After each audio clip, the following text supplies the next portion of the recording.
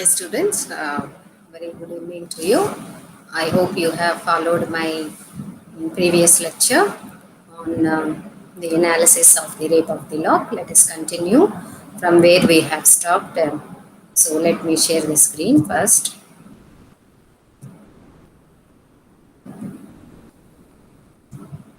Yeah, I hope the screen is visible to you.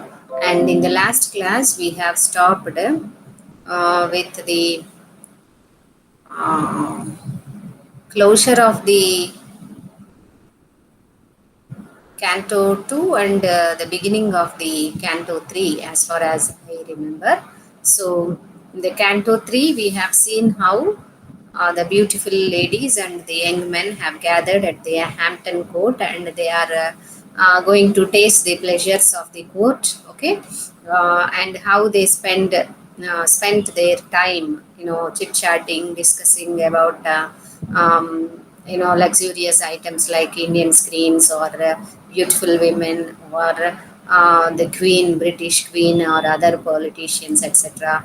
They sing, they laugh and they ogle. That is what we have seen. So now it is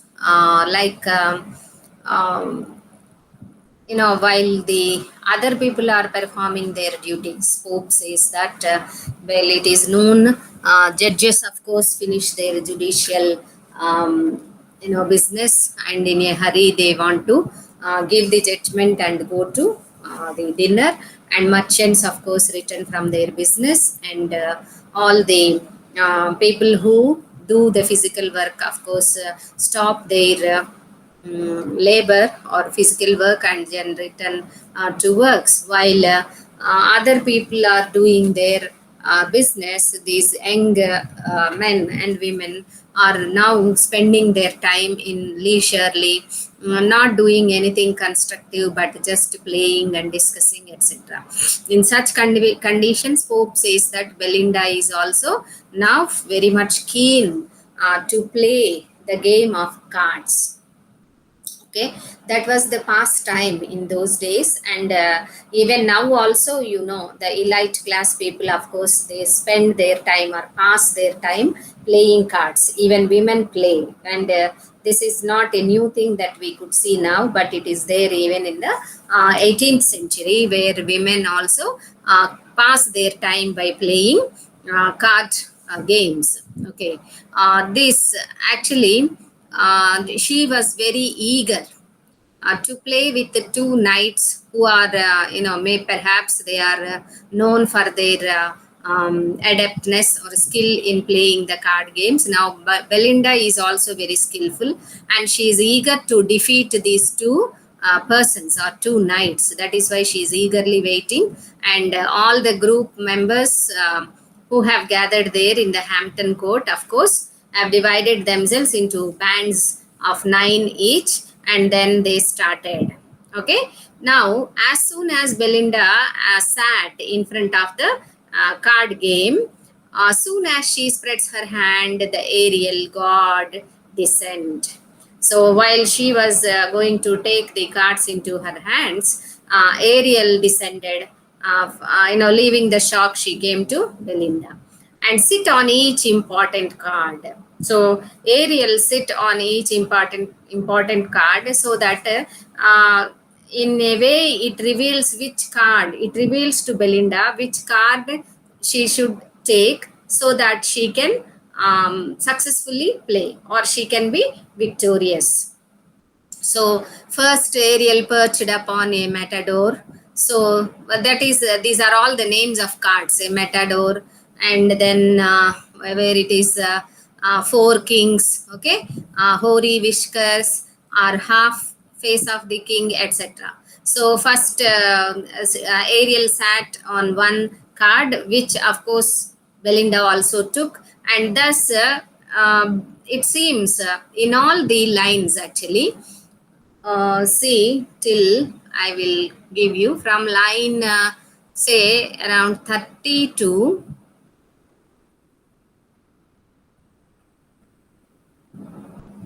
Uh, line number 32, 32 95 or so, 90, mm, yeah, 96 or 97. This is all the description of playing the card game. So which card they are moving, I hope you all know how the card game is played. If you don't know, you can ask your friends and just know how it is. They just distribute the cards and all of them will collect the cards in their hands, and they have to match with the either symbols or with the images that are there, or with numbers, etc. There are, or the like diamonds or aces, etc. There are so many stars, etc. They actually have to arrange the cards. So this Omber is a kind of card game, and they are playing. How they play, what Belinda is throwing, all other knights are throwing, etc. From 30 to 97 or 98 lines, it is a very tedious description of how the game is being played. Who is throwing what? Who is collecting what? And finally, who is going to win? So let us not bother about all those lines which describe the, who are throwing matadors, who are throwing diamonds, or who are throwing kings, etc. But the final thing we have to worry or we have to know is that Belinda is victorious in the game. That is what. So the nymph, exulting, fills with shouts the sky, the walls, the woods, and long canals reply. So when Belinda actually throwing a final card, okay, could win the game, she shouted at her highest. She shouted like anything that every wall, every wood nearby, and every canal is, what you say, resounding. It's like echoing, okay, resounding with her shriek or shout of victory. So, such a loud shriek or shout that Belinda gave on winning the game with this is only a simple game of cards, but she took much delight. She was very happy, as if she conquered the world, okay, as if she did a wonderful job, okay. So on that victory, she was very feeling elated, and then elated and shouted. So see, Pope, of course, criticizes this, short tempered people, of course, who take pride in things which are very silly or not so significant. Okay, and then that is how he says in the following line, "Oh, thoughtless mortals." So see how he's saying Belinda, thinking that she achieved something, is very much happy and was shouting like anything. Then these are, actually thoughtless mortals. So Pope ridicules the happiness of Belinda. For what she is taking that kind of happiness, for what she is experienced that kind of, cheerful mood. Is it a good job? Is it a great job? Nothing. It is just a simple game of cards. And that too she won with the wonderful knights. So for that she was very, very, very happy, and she became happiness herself. She is the herself. She is the embodiment of the happiness, victorious spirit, etc. There's some kind of pride in her eyes or in her demeanor that reveals that she won the game. And Pope ridicules, "Oh, thoughtless mortals, ever blind to fate, too soon dejected and too soon elate." Say, see, what type of people are these? Human beings, mortals. We are mortals. We are human beings. So, here, considering the example of Belinda, Pope is revealing us the nature of human beings. He's saying, what thoughtless mortals are these? What are these thoughtless people? Ever blind to fate. They are ever blind to fate. They don't know what fate is going to do for them. But without knowing the game of fate, they too soon dejected. They feel, what you say, lowered, low in spirits. Okay, they too when instantly, immediately for small things only they feel get lost. Okay, and they feel frustrated, annoyed, and feel down, and too soon elate. And in the similar manner, they feel happiness also very soon, momentary happiness. They take things like that. Okay, nothing is actually permanent, either dejection or happiness. They are not going to be permanent. All are momentary, but thoughtless mortals could not understand the momentary or transient nature of life or fate. Of course, when we are in life, fate makes us to confront either dejections or happiness or victories or defeats, etc. Everything we should take in balance. But Belinda is not in such a kind of balanced mood. This is what Pope wants to reveal here. So people are very thoughtless. They are not thinking about anything. They are very much blind to the fate. Sudden these honors shall be snatched away. Belinda, who is now shrieking like anything, shouting like anything, is not considering that her happiness is not going to be forever. The winning of a game is only momentary, temporary thing, but she is, feeling that it is going to be forever. And the day she thinks is a very fortunate day that she won the game. But Pope is saying that soon she will be cursing the day, because the happiness, the honor which she feels for winning the game will be snatched away and cursed forever this victorious day. So the same mortal being, that is Belinda, who is taking that much of joy on her momentary or momentous victory, is going to curse the day, the day which is victorious. Why should she curse it? Yes, Pope reveals that. This is the fate of human beings. Okay, if sorrows come, they won't be forever. Even happiness comes, it won't be forever. But people often forget to realize the true nature of fate or human life. That is why he is calling that we are thoughtless mortals. Human beings are very thoughtless. They won't think properly. They can't anticipate things. Okay, they can't be balanced in their mood swings also. In their anything should be taken in a balanced manner.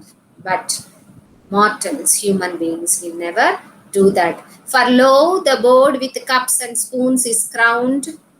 Now, while on the one side the game these people are playing, on the other side for them tea, coffee, everything is getting ready.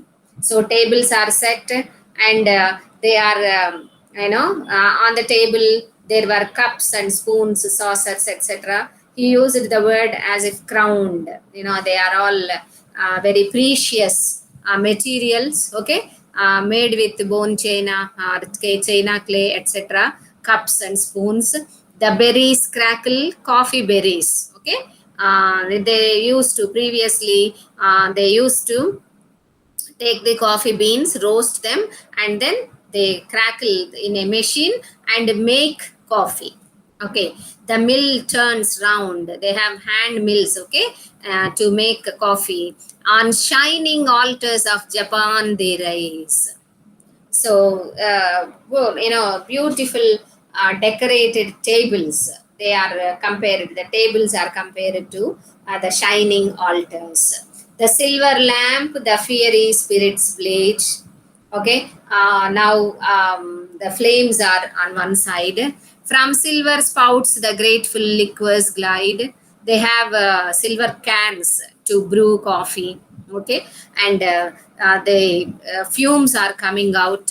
Okay, fiery spirits blaze, and grateful liquors glide, while China earth receives the smoking tide. The China earth is cups and saucers which are made with the China clay. So from the silver teapots, the coffee pots or teapots, whatever coffee pots, the coffee is being transferred to cups, smoking. So it is smoking, fumes coming out, so hot.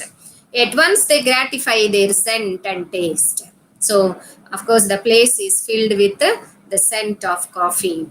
And frequent cups prolong the rich repast. Not that they will stop drinking after one cup. Cup after cup they keep drinking. Straight over round the fair her airy band. So while Belinda is drinking coffee, the sylphs are there, no, who are assigned with the duties of taking care of her brocade, her dress, okay, her earrings, etc., etc. These sylphs are carefully watching while she is sipping the coffee, fuming liquor, fuming liquor, fuming అంటే పొగలు కక్కుతున్నటువంటిది. Okay, fuming liquor while she is drinking, they are fanning the coffee so that she will not what you say, burnt her tongue, etc. Some over her lap their careful plumes displayed. So some have occupied her lap because the brocade is so beautiful, costly frock that she is wearing, so that if coffee spills over, it should not get spoiled. Trembling and conscious of the rich brocade, so they are very careful of her frock. So they are shivering and very afraid that they should take care of this what you call brocade and all, because Ariel had threatened them with different kind of punishments if they neglect their duty. That is why these sylphs are very attentive and taking care of the fan, earrings, watch, her gown, etc. Then coffee, which makes the politician wise and see through all things with his half shut eyes.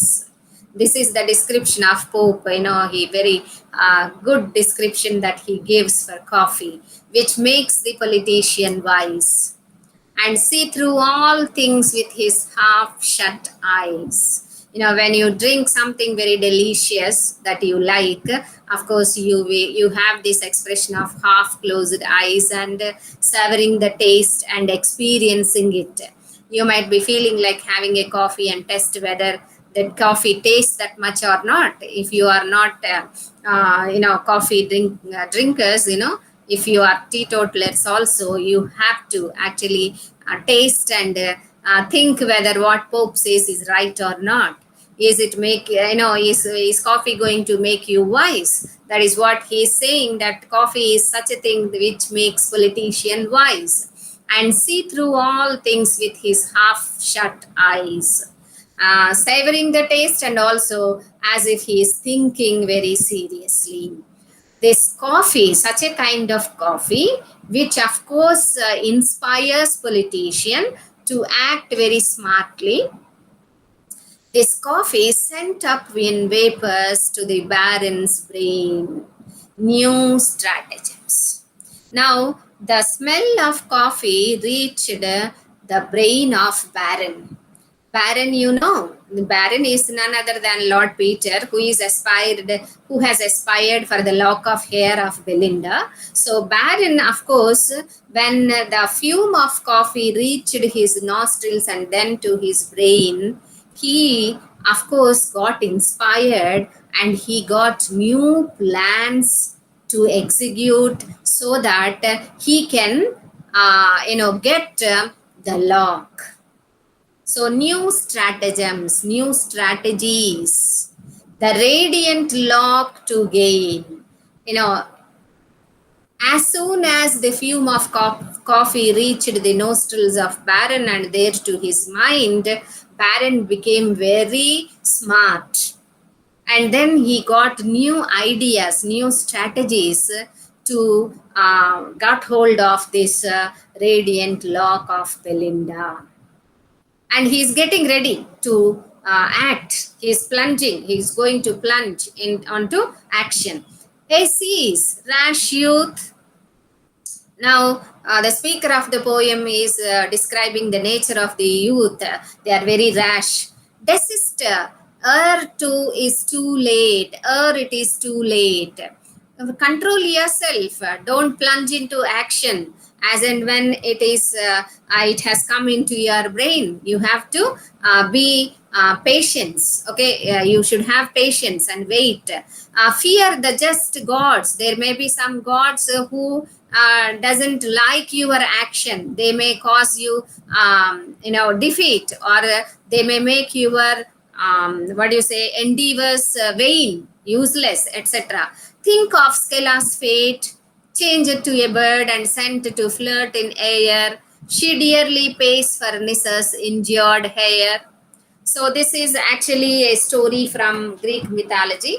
Nissus is a king and he is having a lock that is purple in color, and this lock actually is making Nissus and his kingdom, or the people of his kingdom, invincible. They cannot be conquered by anyone. They are always conquering others. So that means it is a blessing for Nissus. And Nissus has a daughter whose name is Scylla. And Scylla actually fell in love with some the neighboring king, who is actually aspiring for this kingdom of Nissus. Once she comes to know that this king is going to invade her kingdom, her father's kingdom. And so, but she happens to see him and she falls in love with him. And so what she does, she cuts the hair of her father, which is the symbol of their invincibility, that is their victory, and gives this to the neighboring king, or that means the enemy king. So the enemy king, of course, after receiving this hair, recognizes the what you call wretched thing that Scylla did. He even didn't like that she cheated her own father. So he actually, without taking Scylla, is going away. Then Scylla runs on, behind his boat or ship. Then her father is turned to eagle, and he comes and then takes her away. Though she is turned to a bird, okay, a feather into a bird. This is a kind of story. That means very greedy, and the story reveals actually the greediness, and also a kind of selfish act which was done without any thought, in a momentary what do you say, fit of momentous desire, or eagerness to possess something, etc. Very unreasonable. So this is what is Baron's wish also. Baron's wish is, of course, not reasonable, and moreover, he is trying to plunge onto the action. So he says that actually human beings are like that. Their nature is like that. They won't, if they want something, they don't think anything. They don't give any second thought. Rather, they will just plunge into the actions. So here, Pope says that Baron is also that kind of person who is not thinking of the pros and cons of when he is going to do something. Only thing he wants is to possess the lock of hair of Belinda. But when to mischief mortals bend their will, Pope is saying that if human beings, of course, are bent upon doing some mischievous things, how soon they find fit instruments of ill. So when for good things they may not feel get any aid or any cooperation, but for bad things, of course, people always get cooperation. Okay, the instruments needed. Immediately when he was thinking like that, one woman who is not a friend, but who is supporting Baron. That is Clarissa. Her name is Clarissa. Um, she actually, with a tempting grace, joined him and gave him two-edged weapon from her shining case. Two-edged weapon is nothing but the scissors. Okay, so Clarissa, one of the friends of Baron, perhaps she might be having a grudge on Belinda. She doesn't like Belinda. So when Baron is going to cut the hair, is intending to cut the hair of Belinda, Clarissa came and aided him, gave him the support by supplying him the wanted weapon. The wanted weapon at that moment, that is the two-edged weapon, that means the scissors. So ladies in romance assist their knight. So ladies, of course, not ladies won't assist ladies, but they will assist the knights. Present the spear and arm him for the fight. So as if they know the mothers of kings, okay, and emperors send their sons, okay, or wives sending their husbands to the war field, giving the arm and ammunition, okay, that is swords, etc., presenting to the husbands or sons, how they send.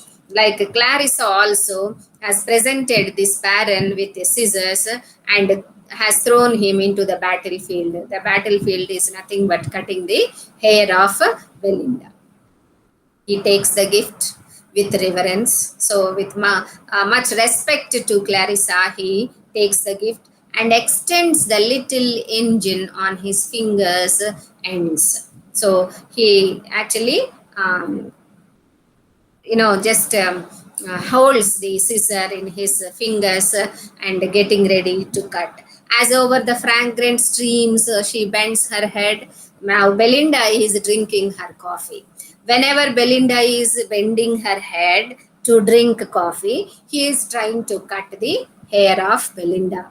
The hair is the two locks that were described in the Canto 2, okay, which he says that this nymph has decorated two locks to the destruction of mankind. That is what. Now, while Belinda is drinking coffee, Baron is trying to cut it. Okay. Now, this is noticed by the sylphs. Okay.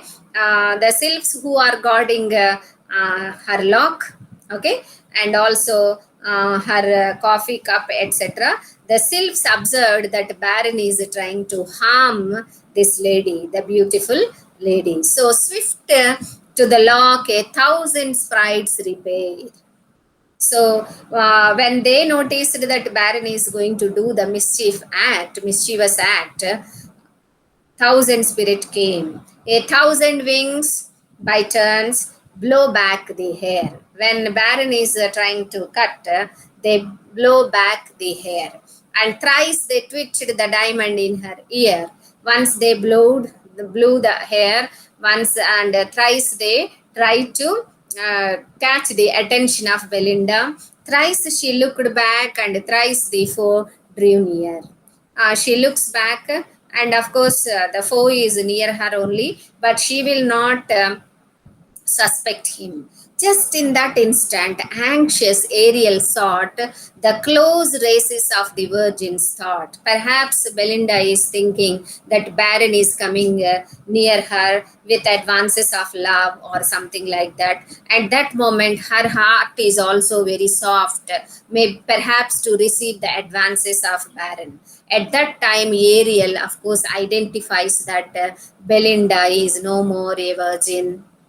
The close races of the Virgin's thought. Ariel examined the inner heart of Belinda, and the nosegay in her breast reclined. She watched the ideas rising in her mind. So she was not, of course, showing any, what you say,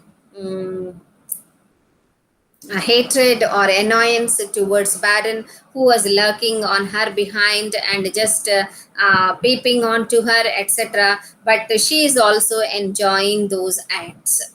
So at that time, Ariel identify that this man, and so Belinda is having a man in her heart.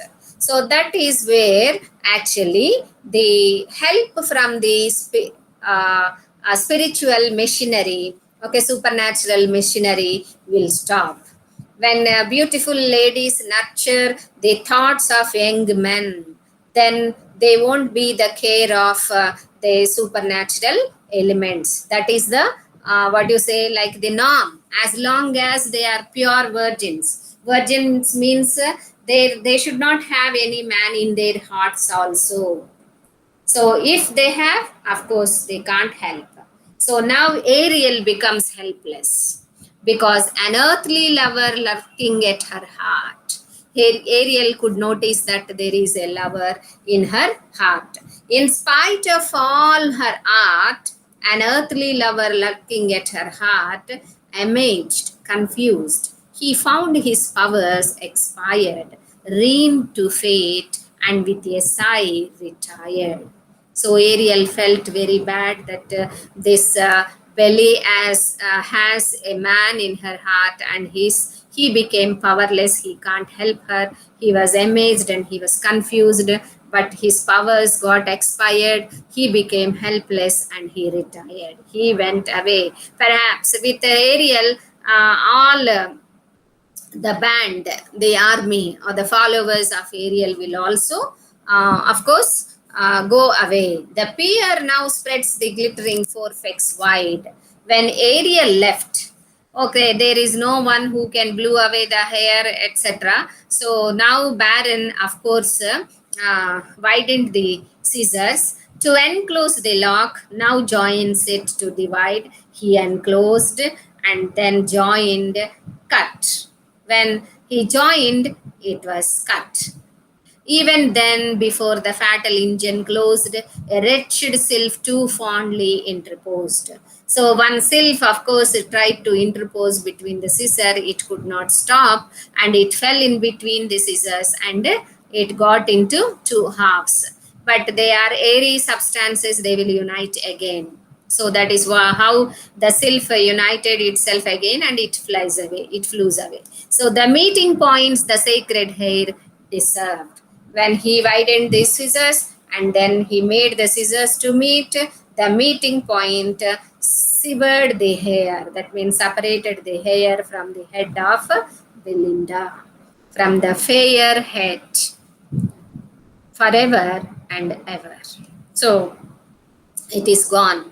The lock which is decorated very much, the lock in which Belinda takes very much pride, okay, and she thinks that it is an added beauty to her. That lock is now gone. This is actually the rape of the lock. So the cutting of the lock of the hair is referred to as the rape of the lock, which happens in Canto 3. Okay, I hope this is Canto 3 only, to the closure of the Canto 3. Then flashed the living lightning from her eyes, and screams of horror rend the affrighted skies. No louder shrieks to pitying heavens are cast when husbands or even lapdogs breathe their last, or when rich China vessels fallen from high, is glittering dust and painted fragments lie. Now we have seen in this canto only Belinda just shrieking at the highest on her victory. Then itself the speaker stated, they are thoughtless mortals, they never will understand fate's designs, they are blind to fate's designs. The same day which she thinks is victorious, is she is going to curse the day. Now when the hair is cut, she again cried, a scream, okay, a scream of horror, a frightened scream, shout, went into the skies. And here Pope says that women will never give such a louder shrieks even when their husbands pass away, or lapdogs breathe their last, or when China vessels have fallen and just the fragments lie on the earth. So that means what? Husbands, lapdogs, China vessels. These are actually the three things which women value, ladies value very much. And in these also, actually, husbands come last. First come lapdog, then China vessel, and then husbands. So, very ironically, he says that women will never shriek that much aloud even when these things happen. Now, because the hair is cut, and hair is, of course, even more, actually, ladies value even more the hair than their China vessels, lapdogs, or husbands. For them, hair is more important. So now, on cutting off the hair, Belinda has screamed like in such a manner. So this is the day which she is now cursing. Let wreaths of triumph now my templates twine. Now, while Belinda is crying like that, the victory is being celebrated now by Baron.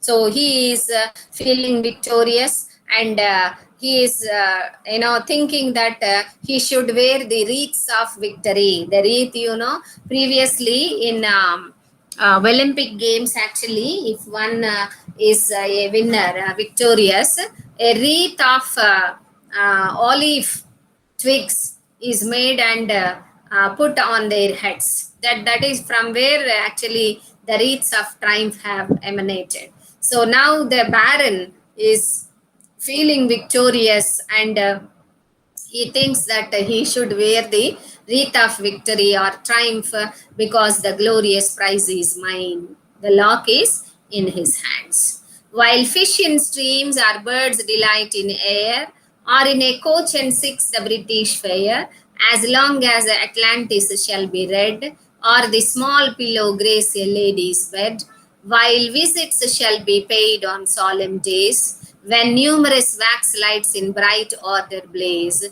while nymphs take treats or assignations give, so long my honor, name, and prize shall live. He said that means it is forever and ever. So, of course, fish, of course, will take pleasure to be in streams, and birds delight in air. Okay, and six British fair, of course, the British young men and young ladies always enjoy going in a coach. Okay, chariot, coach, etc. And the Atlantis is like a story book, actually, a fairy tale. This will be read. It is the favorite book. Okay, and then the small pillow grace the lady's bed. Of course, ladies have small pillows on their bed, and while they keep paying visits to the solemn days, and of course they love wax lights, burning candles, etc. And nymphs take treats and assignations give. Assignation is to give appointment in a secret manner to someone else. So he says, as long as women keep enjoy, that means to say that women will never stop enjoying this. Riding in a coach, reading Atlantis, or having small pillows, or visiting the friends, and also candle lights, okay, candlelight nights or candlelight dinners, etc. And treats when someone invites for parties, of course, nymphs like it, ladies like it. This will never change. This is forever, as long as fish swim in waters and birds fly in air. Will this change? No. So we can never see that fish will be flying in the air, and birds will be swimming in the streams. Okay, and that there may be some kinds of birds which may swim, but the natural order of things is that fish are there in water and birds are there in the air. As long as it continues, Baron says that my honor, my name will be there. So that means it is forever. In other words, he means that the great thing he did, he takes pride in his act of cutting the hair of Belinda and handling in his hand. He considered that the lock of the hair is the greatest prize for him, and he won it, okay, with labor, and he says it will be forever with him. While and then he says, what time would spare from steel receive its date, and monuments like men submit to fate. So he says that great monuments, of course, will diminish with the time. Still could the labors of the god destroy, and still he is praising the steel with which the scissors is made. So from the steel receives its date. What time would spare from steel receives its date. Of course, time cannot destroy the gift that I could get using the steel. Monuments may disappear, or imperial constructions, okay, like constructions of Troy, etc., may collapse. All the works in which mortal human beings take pride may get destroyed, say maybe by earthquakes or cyclones, etc. What wonder then, fair nymph, thy hairs should feel the conquering force of unresisted steel. So now your hair, of course, is in my hand. It is all due to the steel, the work of the steel. And now it cannot be taken away from me. And steel is what, deserves the praise for helping him to procure the prize. So this is the Canto 3, which reveals Belinda's victory as well as the beginning of Belinda's sorrow. Once Belinda is victorious in her game, now Baron is victorious in cutting her hair. Okay, and also the detailed description of the game of Omber, which I have skipped actually. I felt it is a waste of time. But if you are interested, you can just read, and if you know the game, you will understand it well. If you don't know, you also don't bother to read it, or you can read also. Okay, so this is what we see in Canto 3, the rape of the lock happening in Canto 3. That is nothing but, rape of the lock is nothing but cutting off the hair of the Belinda, the beautiful lady. So what happens in the Canto 4, we will see in the next class. Okay, hope you will listen to the lecture, and by listening, of course, you have to keep the what you call the text open and listen. Then it will help you to understand in a better manner.